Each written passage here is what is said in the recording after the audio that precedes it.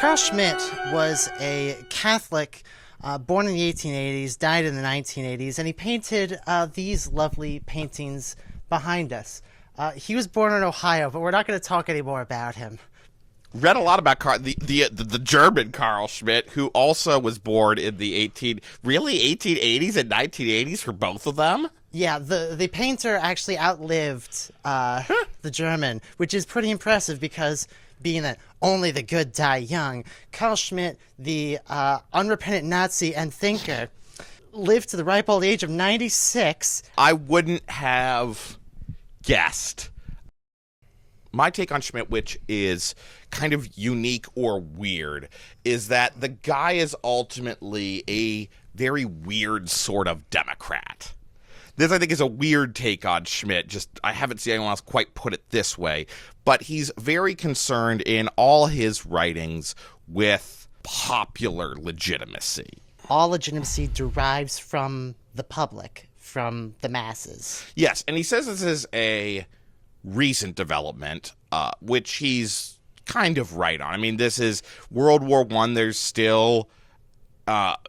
There are still absolute monarchies in Europe. And after World War I, there really aren't. And there are fewer even constitutional monarchies. Whether it's like Soviet communism or liberal democracy or whatever, the idea is that the government has to have some sort of mandate from the masses. In his view, democracy is championing the will of the people. He says explicitly in Concept of the Political that it is the identity of the people and their rulers. So everything should be, in his view, subject to political decision-making, ultimately by the people, though what he means by that is, strained. All right, we're going to do rapid fire. 15 seconds. Legality and legitimacy. Key takeaway. The people's will ultimately trumps the law. Concept of the political. Friend-enemy distinction. Everything is war. Theory of the partisan. You can have people with a popular or democratic character engaged in war even though they're irregular. It's trying to make a theory of irregular war. Very confused. Political theology. You should read the opening sentence of this one. Sovereign is he who decides on the state of exception. Secularized religious concepts, which I don't think is very meaningful, but that opening line is the takeaway from the book. The crisis of parliamentary democracy. Acclamation is as valid a means of expressing democratic legitimacy as individual elections. Dictatorship, which, take away, there's a commissary, there's a sovereign dictatorship, and the difference between the two is sometimes clear and sometimes not. And isn't it great that the German president is a sovereign dictator? The nomos of the earth. What is the source of law? It's something physical. How are we going to determine what this physical thing is in the earth giving us law? We're going to look at mythology. Can we talk a little bit about why I started this podcast by referring to him as unrepentant Nazi and thinker Carl Schmitt? Yeah, so State Movement People, which is his one, explicitly pro-Nazi publication. Every book, at least, is written before the seizure of power or after he gets purged. And the purge is an interesting thing because he's officially purged for not being anti-Semitic enough. This guy publicly, in an official capacity, called for Jewish thinkers to have to put a little Star of David on their documents. This is on the Wikipedia page. I don't actually do the reading. One of the chapters of the Oxford Handbook of Carl Schmitt is Carl Schmitt's anti-Semitism. And regrettably, they don't delve enough into his Nazi period. That person mostly just shows that based on his diaries, we can see that he is anti-Semitic before the Nazi regime. He's also anti-Semitic in his diaries after the Nazi regime. Whether it's more than German society is an open question, and that's sort of irrelevant. I don't think that, for the most part, State Movement People accepted, he is really a Nazi philosopher. And the reason is that most of his thinking, while it is right-wing, while it is authoritarian, is not really racist. Race is not a concept that he actually deals with. And this is the reason why I don't think it's useful to talk about him as a Nazi thinker. Because while he talks about the people, while he talks about, friend and enemy, the same concerns are not there as with, like, the explicitly Nazi thinkers who are just obsessed with race. He was a Nazi. He was an anti-Semite. And he was a thinker. However, we also have to cover the word unrepentant. Other people, like Martin Heidegger, went through a process called denazification after the end of the Second World War. And Martin Heidegger got classified as... fellow traveler. Lots of people got classified as fellow travelers. People that got along with the Nazis without being kicked out of German public life forever. However, Carl Schmitt, having been purged from the party in the mid-1930s, elected not to go through denazification. And he could have done, but he didn't. Yes, and this is fascinating because we don't have his diaries from that period. His later diary entries, he writes about being persecuted for his political beliefs, and, oh, poor me, I can't teach in German university, etc., etc., etc. Yeah, I'm not really sympathetic. I hate this guy. He's awful. Yes, he is. Like, it is fascinating reading the Oxford Handbook of Carl Schmitt because most people writing in there don't like Carl Schmitt. And they're right not to like him. Yes, and it's fascinating to see the few people who do. Vermeule. Yeah, Adrian Vermeule, and there was one or two others who were sympathetic to his critique of liberalism.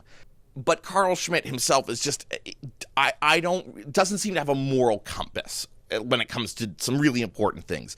Like, doesn't feel that he did anything wrong in supporting the Nazi regime. I think it's also worth mentioning he directly helped bring down German democracy by serving as counsel for the federal government in the case Preußen contra Reich, which was when the federal government of Weimar Germany stepped in and replaced the government of Prussia, the biggest state in Germany. And Carl Schmitt made the argument that this was essentially that the Prussian government could not represent a fraction of the will of the people, or a fraction of the people, in opposition to the general public will represented by the federal government. Mm-hmm. The central federal government is the will of the people. Yes. And therefore, anything that opposes it is illegitimate. Yes.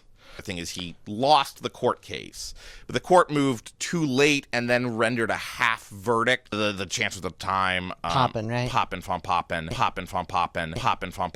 chancellor at the time, Poppin von Poppin. Preußen contra Reich. Poppin von Poppin. Preußen contra Reich. Poppin von Poppin. Weimar Germany replaced the government of Prussia. Lost the court case. Preußen contra Reich. Poppin von Poppin. Carl Schmitt made the argument that Preußen contra Reich. Federal government is the will of the people. The court moved too late and then rendered a half verdict. Preußen contra Reich. Lost the court case. Preußen contra Reich. Too late to really matter. Directly helped bring down German democracy. Preußen contra Reich. Poppin, right? Could still put in a Reichscommissioner, a federal commissioner to lead the government, even though the existing government was still going to be in place. Like, it was this bizarre half decision that came too late to really matter. So the court decides against you, but you get what you want anyway. Yes, exactly. I would like to read a quote from Alexis de Tocqueville. The national will is one of those phrases that intriguers in all times and despots in all ages have most abundantly abused. Some have seen the expression of that will in the purchased suffrage of a few hirelings of power. Others in the votes of an interested or fearful minority. Indeed, some have even divined it fully articulated in the people's silence, and have believed that from the fact of obedience arises the right for them to command. Now, today, we were at a congregational meeting at church, okay? Mm-hmm. I'm not saying there's some, like, strong anti-democratic thing going on here, but there were voice votes, yes. Okay? And it was motion, second, nobody opposed for all motions. Yes. Which you love. So let's be honest and practical, this is actually, in a sense, how nearly a good system of democracy, which is everyone actually is in basic agreement. Let's be done with the meeting, go have lunch. Yeah, so, it was lovely. It was lovely. However, it is not democratic in the sense that there was no real discussion here. All the discussion had taken place at the council meeting, and everyone knew how they were supposed to vote.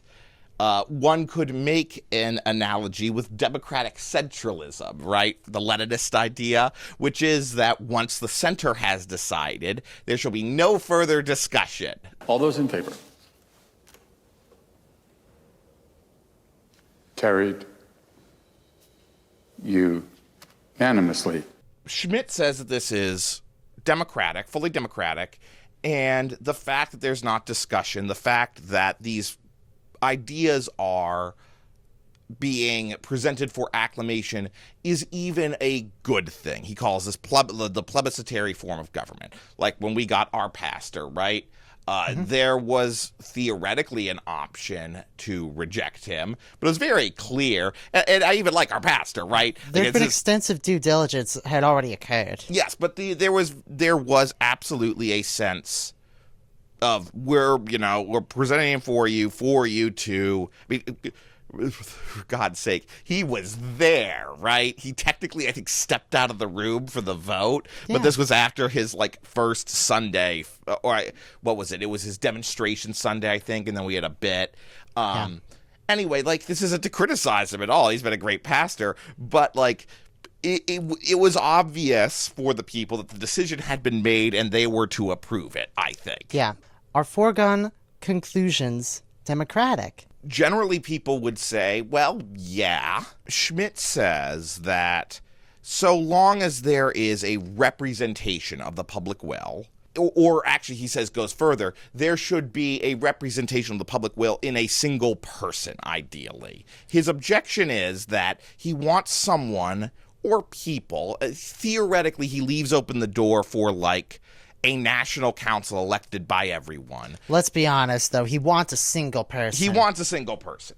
But he wants someone who represents the nation. And partly this is evoking the idea of the king's two bodies and Leviathan, right? The idea of the king or the president's two bodies is that there is the legal body of the king, and there is his personal body. And this developed in the Middle Ages. You talk about the crown as an entity, or the presidency, or the Oval Office. All of these metonyms essentially captured that idea, that there is this legal body of the president, and then, of course, there's the bloke that the Secret Service are protecting. That's one idea that Schmitt is invoking. The other is the wonderful front piece from Leviathan, right? The man made out of people rising from the sea. Even if someone is not directly electing someone, they can represent them. And Schmitt goes further and says, well, therefore, the president of, Weimar Germany in his case, but he would say our president, by being directly elected by the people, represents their will. And when we say directly elected by the people, in America, there's an electoral college involved, but people vote on the president. Yes. And there's a direct enough connection here as opposed to in a parliamentary system. Yes, but notably in his case, he liked the president. In the case of Germany, it was really just a direct election. Yeah. But he likes the idea then that this directly elected person, who therefore represents the nation, presents questions, authoritatively decided questions to the people in their essential unity. I'm talking about plebiscites. The meaning of the plebiscitary expression of will is, however, not norm establishment, but decision through one will, as the word referendum, or popular decision, aptly expresses. The people can only respond yes or no. They cannot advise, deliberate, or discuss. They cannot govern or administer. They also cannot set norms, but can only sanction norms by consenting to a draft set of norms laid before them. Above all, they cannot pose a question, but can only answer yes or no to a question placed before them. So this guy is not a huge fan of electing a legislature from a list of candidates, and he is not a huge fan of then having that legislature go and deliberate on the people's behalf. He would rather have The people get asked a simple yes or no question, and then that becomes government policy determined through some central, particular head who wrote the question, who interprets the question, decides the details of the implementation of the question. So when he's writing for legal scholars, he leaves more room for there to be a judge checking the authority of this central leader. In other places, he calls this very thing undemocratic, that they are taking the decision from the leader who is elected by the people and making that decision themselves, or else are being a sort of justice machine that you plug in the variables and you get a verdict out. His concerns are mostly legal and metaphysical, ultimately political, but he's not really one to kind of get worried about the day-to-day concerns, except to use those to attack liberalism. Yes, Carl Schmitt mostly cares about when there's a changeover from regular state of order to the state of exception. Yeah, and so he deals with very metaphysical concepts like the state of exception or the ultimate unity of the people. No sum of a million individual private decisions will ever equal the public will. It's hard to be a mob when you are all voting individually in a voting booth. Is it not more democratic when there's the pitchforks and torches? Yes, I think he would absolutely say yes to that. Show me what democracy looks like! This is what democracy looks like! Show me what a feminist looks like! This is what a feminist looks like! Democracy should look more organized than what we're seeing right now, but... That it is better when you have the leader riling the mob up to produce the public will to go, bird out the enemies. So if you're holding a massive rally, say, and you get people to chant their assent to your rule, this is more democratic than not doing that. Yes, Schmitt would say absolutely. It is. This is his preferred mechanism of holding democracy, is that the leader stands in front of the people and has drafted a question for them to yell their assent to. Yeah, and in this sense, the size of a crowd is actually the source of legitimacy. It felt at one point like a foreign concept to America, and now it's actually, this is a major source of legitimacy. One of his further takes on that unity of the people is that they, in their unity, have a constituent power. One commentator in the Oxford book notes that the constituent power is a concept usually discarded in sociology. The idea is that the constituent power is something that is held by a constituent assembly. When the Constitutional Convention, the Constituent Assembly of Weimar, Constitutional Congress, when these bodies are done drawing up their constitution, they're supposed to dissolve themselves and return to a kind of regular order. This is maybe the second big idea that Schmitt has, which is there is no clear distinction between the normal order and the exceptional order, that the exceptional order will bleed into the normal order in lots of different ways. And so his response to that is the people should never or do never give up their constituent power. But the thing is that these different conventions do draft up onto paper a set of norms and rules. I have a couple of quotes here. This is a letter from James Madison to Thomas Jefferson, who kept wonderful records, and so we know that it's from October 17th, 1788. Supposing a Bill of Rights to be proper, the articles which ought to compose it admit of much discussion. I'm inclined to think that absolute restrictions, in cases that are doubtful or where emergencies might overrule them, ought to be avoided. The restrictions, however strongly marked on paper, will never be regarded when opposed to the decided sense of the public. Should a rebellion or insurrection alarm the people as well as the government, and a suspension of the habeas corpus be dictated by the alarm, no written prohibitions on earth would prevent the measure. And after repeated violations in extraordinary cases, they will lose even their ordinary efficacy. The best security against these evils is to remove the pretext for them. Would it not suffice to reserve in all cases a right to the public to abolish a privilege at a price to be specified in the grant of it.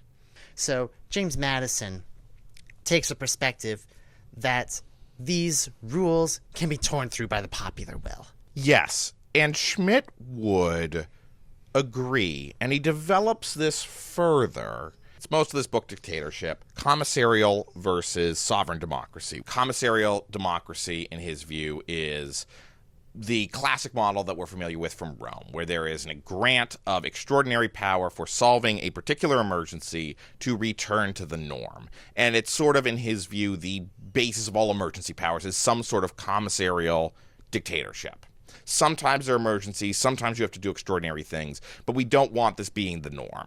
In dictatorship, he prefers this model and contrasts it with what he calls sovereign dictatorship, which, in his view, is the Bolshevik Revolution. This is the thing that he's commenting on most recent to him, where there is a claim of dictatorial power for the establishment of a new order.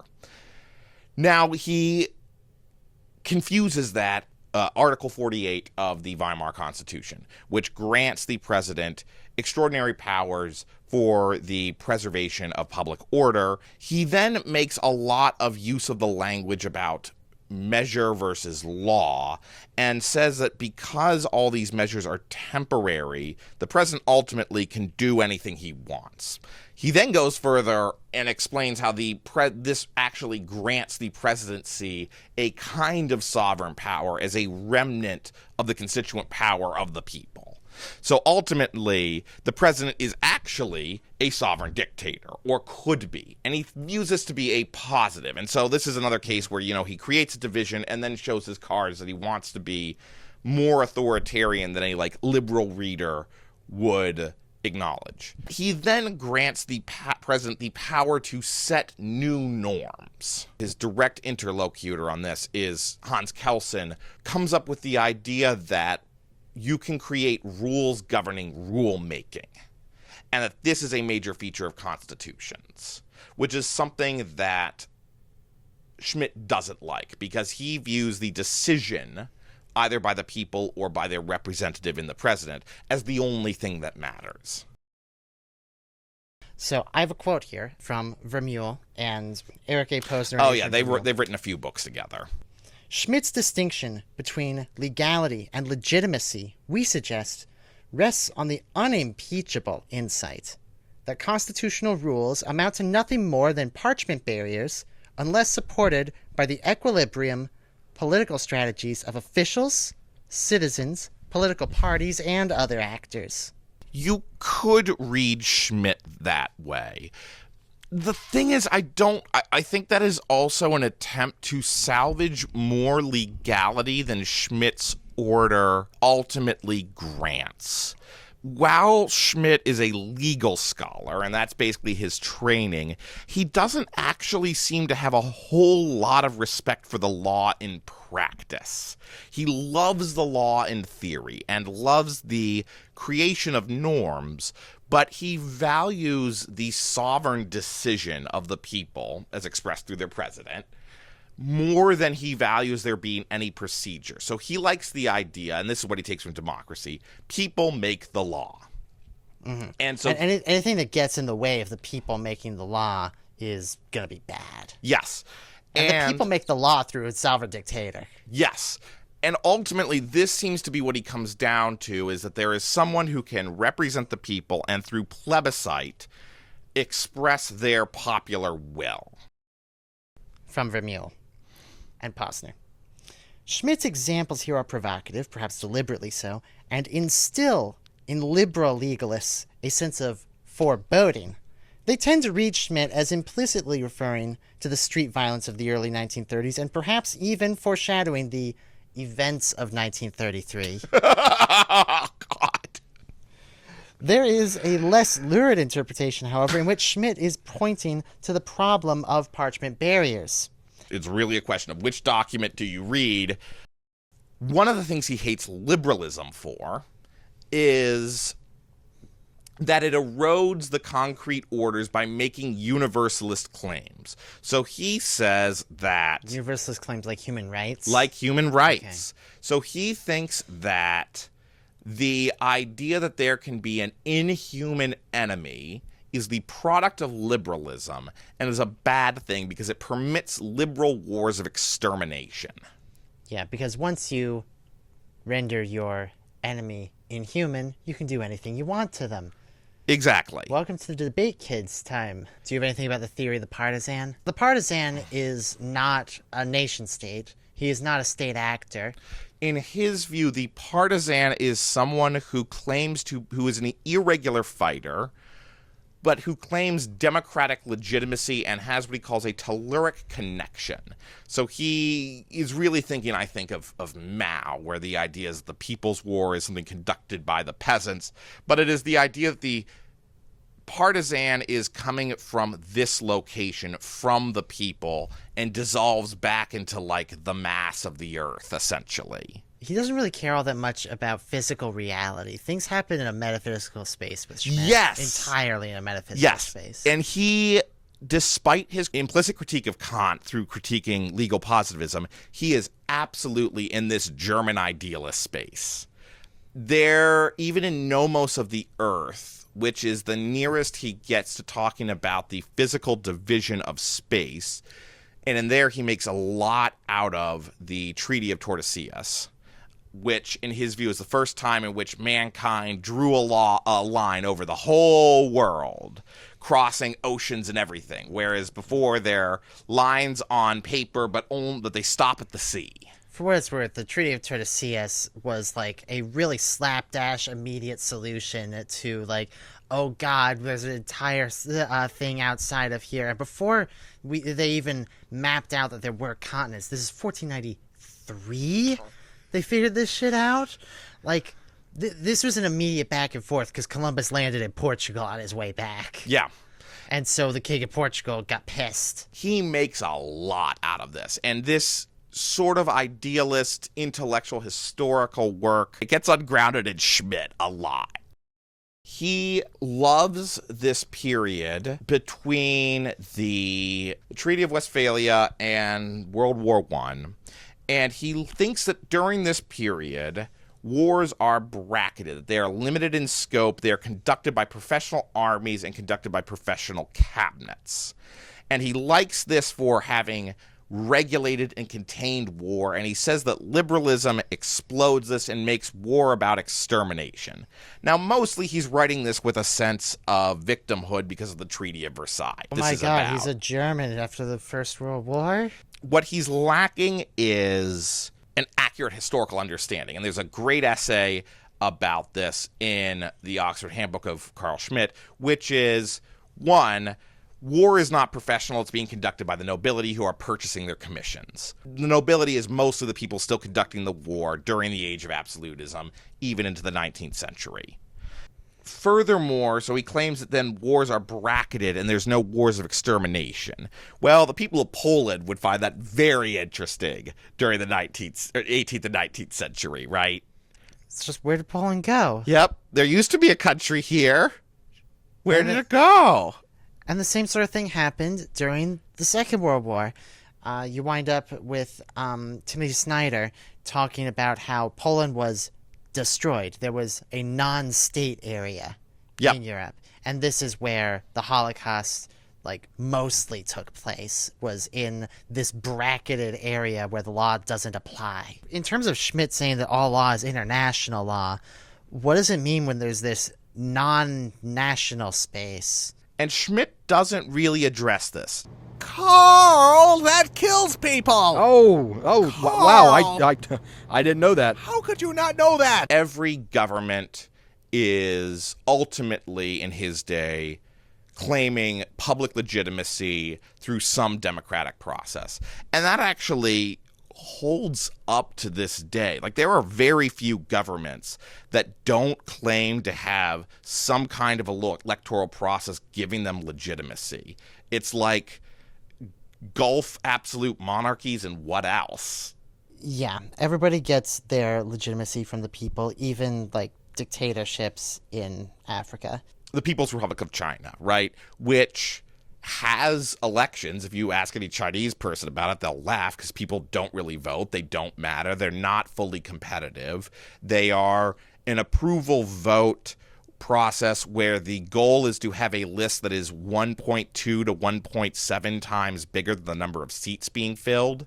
So, you can't reject half the list even. Our system isn't perfect, but devising a system such that your party's guaranteed to win is no bueno. Yeah, we would generally say this is not democratic, but it still claims legitimacy through democratic means.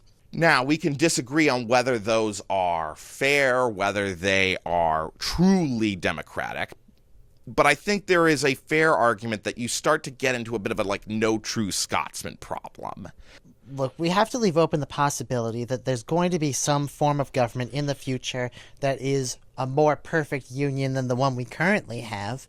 And so we can't say that we are the platonic ideal of a democratic system. It is sometimes said that the U.S. wasn't a democracy until the Civil Rights Act. I get where people are going with this, but really I think this means it was not a full liberal democracy, or it was not a democracy with full suffrage. You end up saying things like, well, there was no democracy until the 20th century, which feels a little silly looking at dynamics going on in Regency or Victorian England. Alex, democracy has never been tried. Real capitalism has never been tried. Real communism has never been tried. The kingdom of God has not yet been tried, Alex. Just so. Have we considered just trying the perfect version of all of these systems instead? Schmitt makes some interesting comments in separating liberalism from democracy.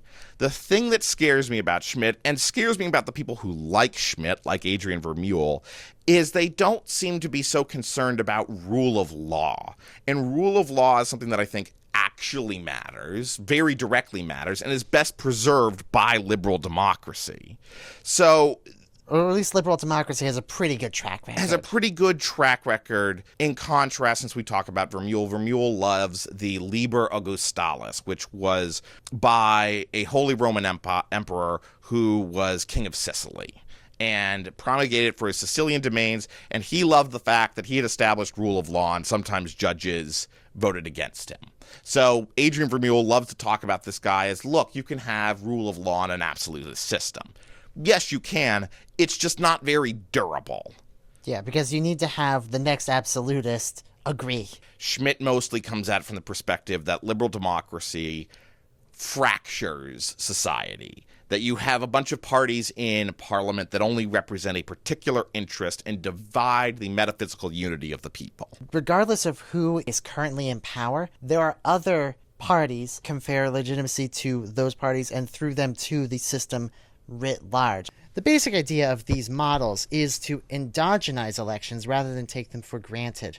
In one model, elections grant the winning party control of the state, which is assumed to be an indivisible good.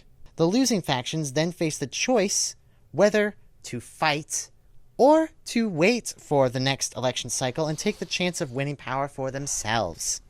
In the long run, net benefit of participating in the electoral system is greater than the net expected benefit of fighting now rather than waiting for a turn in office. And this is essentially the game theory justification of why there's not a civil war every 2 to 4 years in the United States. The assumption that state power is indivisible is central to the thrust of that argument. It doesn't really work if it's a divisible good, first of all. Pointing at a similar argument that Schmitt makes, which is he does not want the party representing a part of society to be trying to seize the whole. He likes the presidency specifically because he views the presidency as being politically neutral. To the extent that Schmitt is concerned about political unity or concerned about parties representing only a single interest, it can make sense where there is a militant communist party that is winning substantial shares of the vote. Right at the beginning of the Republic, the communists rise up to try and overthrow the Republic and then plan to do it again. And so there are parties in Parliament who are very explicitly trying to overthrow the state. And so that's one place where I can see that being a kind of existential concern. Otherwise, the trading back and forth seems to work pretty well. I mean, that's the two-party system in any sort of first past the post setup. You end up with something like this.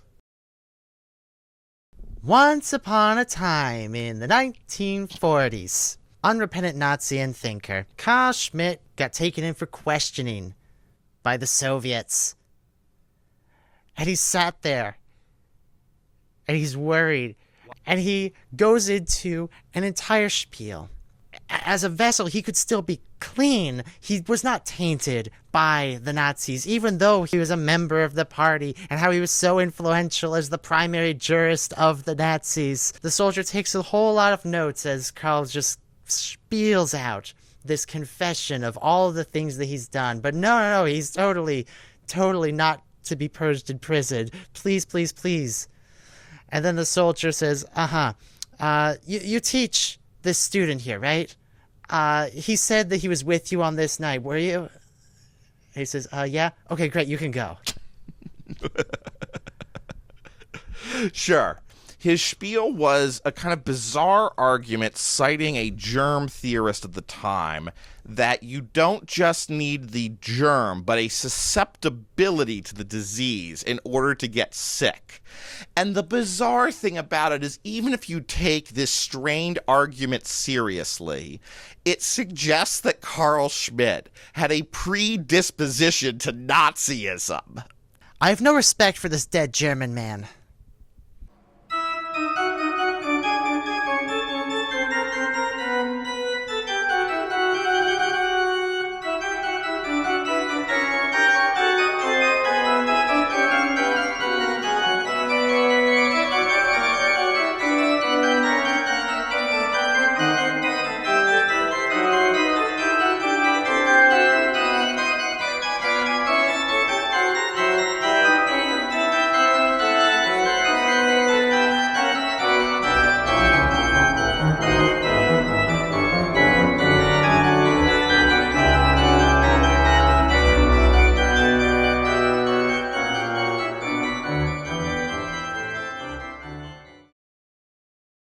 The book doesn't start till halfway through the book. It ruins the point to have a punchy first sentence if you have to flip halfway through the book to get to it.